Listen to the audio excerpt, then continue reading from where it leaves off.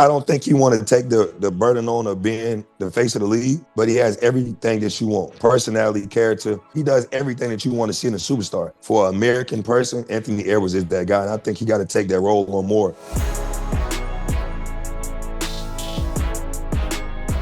We have a very special guest on the show with us today. He's an 11-year NBA veteran, former #1 overall draft pick out of Kentucky, 5-time NBA All-Star. Please welcome the one and only Ja Morant to the Fumble. Thank you so much for coming on with us. Thanks for having me. DC's point guard is in the building out the gate. You know, I love you like a brother, but I got to ask, why do you cheat at spades the way that you cheat at spades, man?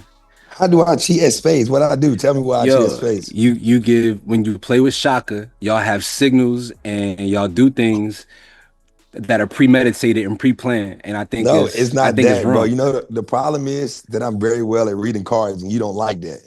That's what I think you don't like. I don't cheat. I don't need no signals. I can go play with you. I could go play with Samar, anybody. I feel like I'm going to win. I'm the best spade players in the world. You know that. You just don't like to admit that. You good, but I know you be cheating. No, I do not cheat. It really is an honor, man, to have you on the show. Just because we have so many points of connection, obviously, you know what I'm saying, just North Carolina and Jack and working my time with the Wizards. But there's a lot of talk about who has the greatest high school mixtape of all time, right? Is you in the conversation? There's Austin Rivers, there's Derrick Rose, there's Zion Williamson. Who are the top 3 high school mixtape havers in John Wall's estimation, man? For one, I'm going me one. I'm going Kill Card 2 that a lot of people forget. The Crime Stopper from Baltimore. And then Austin Rivers. Austin Rivers has to be in the top 3. Like, I remember I watched the clip and he was like, "You want me to go off? I'm about to go off." And he really went off and had like 50. I'm like, nah, he different. He had like a pro game before he even got to the pros. So those would be my top 3 there. How crazy is NIL for you? Like, to just kind of look and see how much it's grown, especially because of how big you were in college. I would have asked for like 30 million. I ain't gonna lie. How big NIL is right now. They telling me Cooper Flag made 20 last year. So I would have said I need 30. But for me, I thought NIL was supposed to be for name and liking. You know what I mean? That's what I thought it was for. And now it's just like it's going too far. I think they got to put like a boundary on it to kind of do it like a contract. Like if you go somewhere and commit, you have to buy your way out just instead of leave. Like every year, kids is jumping in the portal. Some guy can average 2 minutes a game and somebody offer him $750,000 or $1 million. What you think I'm going to do? I'm going to stay in school till I'm 27 years old with a whole family to go get the most money I can get. So I think it's good for some kids that understand that they might not never make it to the pros and they might have a career overseas. But to stay in college and make a lot of money, it's probably the most money some kids will ever make playing basketball. But I think they got to just get a hold on it, though, because it's too out of control right now. Like, every year somebody jumping in the portal. Like, even in college football, a guy had a playoff game. He already jumped in the portal, and he got a game on Saturday. So you basically telling your team, whatever game plan we got, whatever you got going on, I'm not with it. I'm moving on. So I think they got to just get some boundaries with it. But I think it's dope for them to get paid. So and you got players that are now coming back. Sorry, Rodney. You got players that... Okay, see, I don't go for that. Like, you 24, 25 years old, you went and tried the league, you didn't get drafted, you went overseas and played. You played professional, you played a pro. Like, you might not play in the NBA, but you played pro games. No matter what level you're on, you played pro games. You want to go back. Like, they let you know that you should never left when you supposed to left in. You should listen to your guidance advisor and got some better opinions about it, because it ain't working. Yeah, but John, you know how fast that money comes and goes, right? And yeah, so, like, sure. and you can't just get that money out here as a regular human being. You got to try to, you can't do it. So if I got a chance to go back to college and make 6 figures, I'm going to do that all day long. I'm going. Even if you're 27? I might try to go back at 40 and play tennis and get an NIL bag. You crazy as hell. Let me get hot on the tennis court. I'm going back to school. I don't care what y'all talking about. You are one of the last few superstars to come from a real struggle to make it to the NBA. How do you feel about basketball becoming an upper middle class sport? And do you think it's changed the league at all? I think so. I think the most important thing is, like you said, like, coming from the struggle, a lot of people don't understand what you go through and the sacrifices your parents had to make for you to even have an opportunity to even make it to your dream. Like, it's always a dream of us as a kid to want to play some sport or be a doctor or be a lawyer, whatever you want to be. But in reality, we think it's never there. There's not a potential for us to get there. And then you kind of get to the now Well, you have social media, you have a platform that you can have anybody record you and see what your talents are at a young age. It can help you. So I think it's very difficult. I think the league is changing, is growing in so many different ways. You look at last night, right? I'm watching Golden State play. They made like 15 threes in the first half. Second half, in the third quarter, they went like 0 for 17. It's like we wouldn't even shoot 17 threes in a game. Yeah. You got teams that are shooting 17 threes in a quarter. So the game has evolved so much, but I think it's so much easier now. Like if you got one-on-one game, you can go get a bucket, you can survive. It's not really having no IQ or really having no structure to understand what the game is all about nowadays. Yeah, it's definitely changed the way the league looks, right? I mean, you look at the Lakers. Sometimes they got 4 white guys out there on the court, and I ain't never seen that before in my life. They the snow time Lakers for real. Yeah. And even but it's good. It's healthy for the game. I guess it makes it feel like the average American can get on the court and play. Obviously, basketball has always been a sport where you got to be tall or super athletic, but I think there's more people now who feel like they can get on the court and play, which essentially is healthy for the game, right? Yeah, I think so. Like you said, like you had to be tall, you had to be athletic. That's how the picture now. If you're a guy that can shoot a lot of threes or you can get to the rim at will, you're going to make it to the NBA. You give yourself opportunity. But most importantly now, if you look at it, look at Chris Paul's situation, right? I feel like he should have got a great farewell tour, you know what I mean? One of the greatest point guards of all time. And they let you know that the older you are, the older they're trying to kick guys out. They want more younger guys. And that's just where the league is going. You know, it's not really too many vets on these teams now that's, trying to give these young guys guidance or some type of advice. So I think that's one thing the league has to get back to is having some veterans on the team. Even if you playing them or not playing them, those are guys that can teach them how the league goes and have great locker room people. And like see how they did Chris Paul, it just wasn't the right way to do it because he done the league so right for so many years. And cool, he didn't care about winning a championship anymore. He wanted to end his career in LA around his family, and it got cut short. And I feel like he should have been picked up by somebody to go out the right way because he done the league right for so many years. Well, who do you feel like is the next young superstar? Guy that won MVP at the All-Star game. I don't think he want to take the burden on of being the face of the league, but he has everything that you want. Personality, character. He's going to tell you exactly how it is. He ain't sugarcoating. He don't respect the old heads. He going right at them like, listen, y'all used to be my favorite players. I'm trying to beat y'all, but he does everything that you want to see in a superstar. And it's just, I think, like, you know what I mean? Minnesota is not a big place that everybody would think our star would be. The last guy they really had was Kevin Garnett that was there and he won MVP of the league. But Anthony Edwards is the guy. Like you have Shea, you have SGA, that's nice. You have Jokic, you have Wemby. Those guys are the stars. But for an American person, Anthony Edwards is that guy. And I think he got to take that role on more because he's the guy. Yeah, I was going to ask you, does it suck to see like 2 guys like Ja Morant and Zion Williamson not really live up to the hype that we thought we were going to see with them? Because I feel like everybody was, especially Ja, everybody was like, okay, he's the next face of the NBA. He was the guy. I feel like he was the guy. He was right there. Like it was his to take, you know what I mean? Then you have a couple off-court incidents. Then, you know what I mean? Not playing. You know how I go, right? Like you're not playing. People forget about you. They only care about when you're on the court. So I think the off-court stuff kind of hurt him. But at the same time, if he was being Ja Morant on the court, that would have went away. Nobody would have cared about that. But those things are going on and you're not playing. It's 2 things at one time that you're not even showing that you can still play. And look at it. He has the best shoe that's out right now. Everybody wants to shoot. Everybody's buying it. It's selling. I think with him, most importantly, I think he just got to get back healthy. Forget all the other stuff that went on off the court. You can't be the face of the league anymore, but you still can be a star. You still are must-see TV. Like he came back. Remember, he had a game winner in Miami when they play here. He's must-see TV. He's a highlight reel waiting to happen. I think for him, most importantly, just get back on the court and stay healthy. All the stuff that went on. Look at when they went overseas. He played in London. What happened? Put on the show. Come back. Oh, I didn't play in Germany. I'm playing here. Put on a show. Like I was on Prime working, and he put on the show. Him and Zion are must-see TV. But the most important thing is they both had off-court stuff.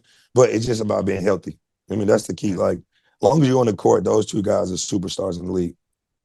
Speaking of not being on the court, I want to ask your thoughts on Darren Peterson. The young fella is getting a lot of flack right now for missing games. If you're an NBA GM, how do you evaluate his talent versus what appears to be potentially a heart issue? So the hard part about me is I think the hard part about it, he's the most mature player you've probably seen come to college in a long time. He plays like he's been in the league 4 or 5 years already. Like I played throughout the system. I got every skill set you want to see. The main thing all these GMs want to know is where's the mentality at with him, for one, and where's your toughness at? And I think those are questions they're going to have to ask Bill Self, the AD, and his agent, because those are the 3 that knows if he have a serious injury or not, or is he just I don't got to play that much. I can show you what I got. I'm already going to be a top 2 pick, and I'm out of there. So I think that's the hard part. But at the same time is, as a school, we probably pay you $4 million, $5 million NIL money, and you only giving us 18 minutes a night. Like, we need more. So I can see like why the fans are getting mad, but this is what you have to deal with nowadays. Like, we don't know if it's a serious injury or it's just something that the AD, the coach, and the agent said, listen, if we up by a lot, we're going to play this amount of minutes. If you're having a great game, we're going to take him out at this point. We don't know. It looks bad. I'm not gonna lie. He hit that three the other night, turned around, ran down court. It was just like he didn't even run down court. He shot it and let Bill Self said, "Go get him, go get him." Like, it just seemed like it's already something that's registered in his mind and their staff mind as, listen, we know we're gonna get some nights, but then you hear Bill Self say interview and be like, he loved basketball this much. We don't know if we got him for 18 minutes or we got him for 32 minutes. You know what I mean? So they just had a bad loss to Cincinnati the other night, you know what I mean, at home. Yeah. And it looked like they never played with Darren Peterson all year. Yeah. So at a point, right, your teammates have to take note of what you're doing. And at a point, you would imagine that the guys are finding it difficult to stand arm in arm with somebody that they don't know has their back fully. Is that something that he's going to have to start worrying about, not just at the collegiate level, but inevitably on the NBA level as well? Oh, for sure. But for one, this is the problem, what it is nowadays. If that was my teammate, I would have came straight to him in the locker room. Like, listen, what we doing?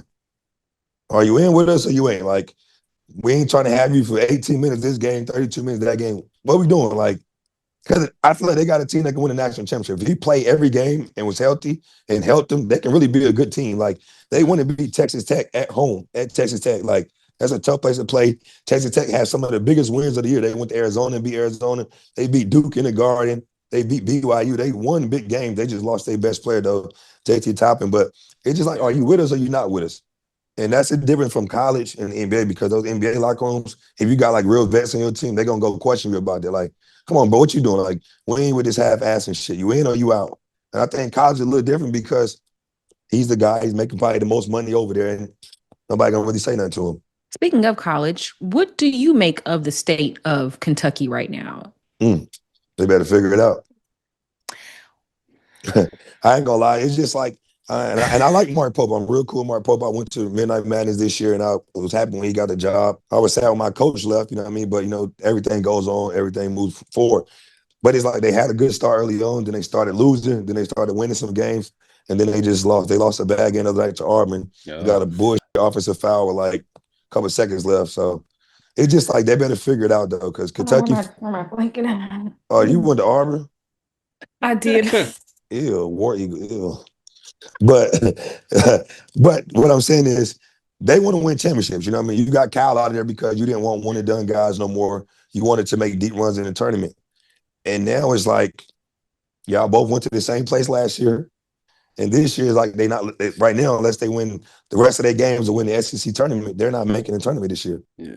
Are you a Calipari guy or are you a Kentucky guy? I love Kentucky. I went to school. I'm always going to root for my school, but I'm always going to love my coach also. So I want to see him do well at the same time. But I'm always going to be a Kentucky guy. That's what gave me an opportunity to go to college and live out my dreams. So that's my school. I'm always going to root for him. I got the jersey tatted on me. But I'm a Cal guy too, though. Got you. So then there's a point guard that Calipari has right now. They say he's the best point guard that Calipari to never coach. You know what I'm saying? I need to know your thoughts right now. Darius Acuff is averaging, I think, about 22 points a game. He's about 8 assists. About 6.5 assists. Yeah. He's very polished. I would say out of all of us, he's different. He can score all 3 levels. That's something that me, Derrick Rose, Tyreek Evans, we didn't have to worry about shooting because we got to the rim. We was athletic. We did whatever we wanted. I would say he's the most probably the best scorer outside of Jamal Murray that he's had since, we there, but he's not the best guard for sure. I'm not, No? He has to shoot the ball. He has to be there every night for them, right? Because he don't have those teammates that y'all had. Yeah. If I average 17 and 6 with all Americans on my team, now if I take them off my team, I'm shooting 24 times a night. I can get 24 a night too. But he's the best scorer out of all of us. I would give him that for sure. Bona fide bucket getter. Give me the top 5 in order. Point guards from Kentucky, and I want to include Derrick Rose on the list as well. I'm going me, Derrick Rose, Tyreek Evans, Tyler Ulis, there's Acuff. So no De'Aaron Fox. De'Aaron Fox was cold. He was cold there, but you also had Malik Monk too. See, because if you say, like, people going to be mad, I don't see SGA, but SGA wasn't like that at Kentucky. He wasn't that in college. Yes. Maxey was good. But Jamal Murray was a 2 guard. But Tyler Ewers was cold, bro. Tyler Ewers was that boy. To be that He was. small, to be SEC Player of the Year and all that, he was cold. So yeah. That's a good list. We had the All-Star weekend last week. Your former dunk contest winner. Robbie and I have talked about maybe some of the issues with All-Star weekend. What do you think could make it better? You say make it better? For one, make it more watchable. Cause like I feel like the league is not watchable right now, to be honest. A lot of people don't like watching the league. It's like being realistic, it's like a lot of people don't like watching it. It's just a different brand of basketball, you know what I mean? Like it's not really no defense for real. And like I said earlier, it's a lot of threes. There's no post players no more. Your centers are usually shooting threes. You really have maybe 3 or 4 guys that can score back to the basket nowadays. So it's a new tradition of bigs, a new tradition of what the league is. The one thing I would say, go back to East versus West. That's for one. Why? The East is too ass. You can't. The East is too bad. I get it, but bro, you have to try to figure it out. Hold on, listen now. If they add these 2 new teams, the Memphis and the Timberwolves are going to the East. So you get Anthony Edwards and those guys over there. But the East not really bad when everybody healthy. Yeah, I mean, it is in terms of top talent. Top talent. Now you can always take out Luka and the Joker because they don't play in the All-Star game anyway. We might as well just like not let them be a part of the game. All right, then. So if healthy, you have Giannis, you have Jason Tatum, Jaylen Brown, Jalen Brunson. You got Donovan Mitchell, Maxey. That's all you really need. Maxey, okay. Maxey. I'm just saying, what bigs you got? You already said Jokic ain't playing, so you don't have no real bigs on the West. You got the best big, Wemby. Wemby don't play neither unless he really want to. Nah, Wemby always play. He be locked in. So play Wemby versus Giannis. Okay, cool. That's cancel out. Go ahead. What other big? KD. I got Jason Tatum with Jaylen Brown. Those are your wings. Yeah.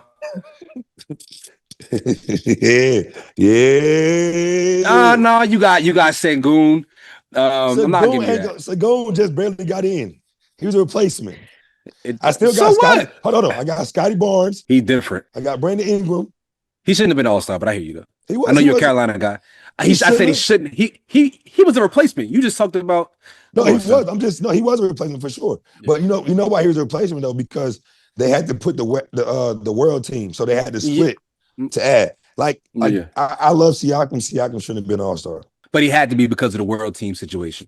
That's my point. But then you added I get you. Then you added Sengun. But I'm saying for what you got to go. Yeah. East versus West. You got to go back to that. We know that West is stacked for sure. And then your stars has to get back in the dunk contest. Like your superstars need to be in the dunk contest. That's the problem. They won't do it. It's over for that. It's over for that. But that's why the All-Star game is going to be what it's going to be. Yeah, once I saw that VJ Edgecombe was like, "Nah, I'm not doing that." I'm like, "Oh, it's a wrap." You know what I'm saying? That's a young fellow whose name is going to be around for a long time. Elite athlete, explosive, and he was like, "No," and he ain't got no brand. You're a rookie. You should have been in it anyway. Like this, is how you build your name up. Exactly. I'd be remiss if I didn't ask you about the Wizards. They finally seem to be in a really good spot. They brought in Trey. AD Sar has looked really, really good. So has George.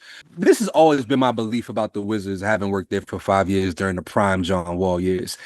I feel like the team needs a bit of a rebrand. Mm-hmm. And from a name, colorway, jerseys, like there seems to be something about that Wizards name that they got to do away with. What are your thoughts on a potential rebrand for the organization? For one, I think, they have a new front office now. They added some good pieces. They know what they're doing. I think most importantly is just like, I love Trae Young being there. You got another star guy that knows how to lead. AD, we got to see if he play and be healthy, you know what I mean, all of that. But I love what Sar's doing. You have Trey Johnson. I love Calipari, like what you gonna do with him? Keyshawn George, you know what I mean, Bub Carrington, all those guys, they got the right pieces. I just think, what are you gonna do in free agency? Because you gave away a lot of your cap space money when you brought AD and Trey there because they both want extensions. They gonna get them. So if you pay those two, now what are you doing with your next 3 young guys that's coming up in the next year? Like, sorry, he gonna want a bag after this year. Keyshawn gonna want a bag. You know what I mean? You got to trade for another 3 years before he get paid. But what are you gonna do with Bub? Like, you know what I mean? Those guys are gonna want to get paid. So I just hope they don't mess that up by trying to start early because they had a window that they want to be good in 5 years. Next year is year 4. So that's why they made these moves. But it's all about, do you have the money in the right cap space to make it work? But I also told them, you know what I mean? I go there and I work with Monumental. And I told him, you got to have Trae Young and AD at least play 5 to 10 games, only home games though, because you have to figure out what you need in the draft and what fits for you. Yeah, but they're not going to do it because it gives them a chance to win. We all know the conversation in the NBA right now is tanking. That's cool. I could play them 20 minutes, 10 minutes in the first half, 10 minutes second half. You still got 28 more minutes to finish this game. I don't care if you win or lose. Ted don't want that $500,000 fine. Hey, listen, they're getting it anyway. You see what they just called it? They called about 3 G League guys the other night.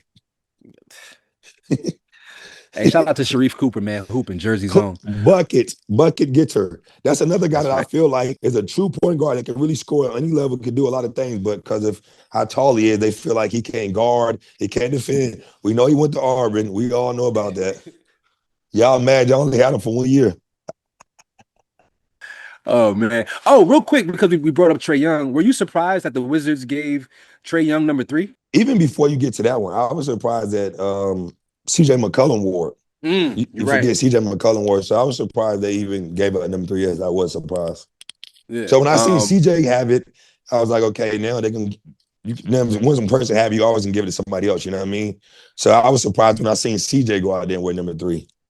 Yeah, and if anybody that doesn't know what we're referencing, obviously Bradley Beal, wore that number for years, and he's all-time number 2 on the list scoring in Wizards history. I know he's he's number 2. I think he's right there. He's right there. Yeah, and so for them to give that jersey away and not I was shocked. I was shocked to see somebody wear number 3. I was very shocked when I seen CJ wear it. I've been in DC a few times, but you got to give me like your go-to spots, go-to restaurant. They got DC TikToks about John Wall's spots in DC. So that's what I need to do. I'm going to Jerry's Carryout for sure by Howard University, my Chinese spot, hole in the wall. I got to get that. Okay. I'm going to RPM all the time. I used to go to Matchbox all the time. I used to go to Vapiano's. I love Vapiano's. Milk and Honey. And I go to Shoto. New spot they got over there. Shoto. He gave you the clean list. That's food spot. She didn't say outside. Look at you trying to. You didn't mention stadium. You ain't mention the wings at stadium. They closed. They can't nobody go there no more. It's been closed. $2. What is stadium? It's a $2 Tuesday little strip club spot. It was fire. He underplaying it. It was one of those ones. It was a spot. It was a spot everybody would go to for sure. Yeah. Good wings though. Good wings. Yeah. Okay, so is stadium better than Magic City wings? No. Don't do that to yourself. No. Yeah. Ever disrespect yourself like that. I'm asking. I don't know. I'm from Atlanta, so I'm like. I love Atlanta. Please don't ever do that to yourself. Don't ever put that in the same category. Like, when you have a documentary about something, it's in its own world. It has its that was a good documentary. I did watch that. Great documentary.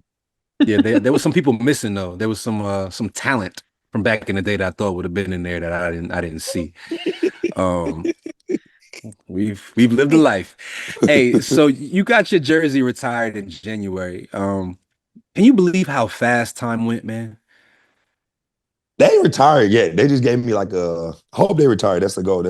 It was a night. It was a great night, a special night. Just honored me for everything I did for the Wizards and the community, and did a bobblehead night.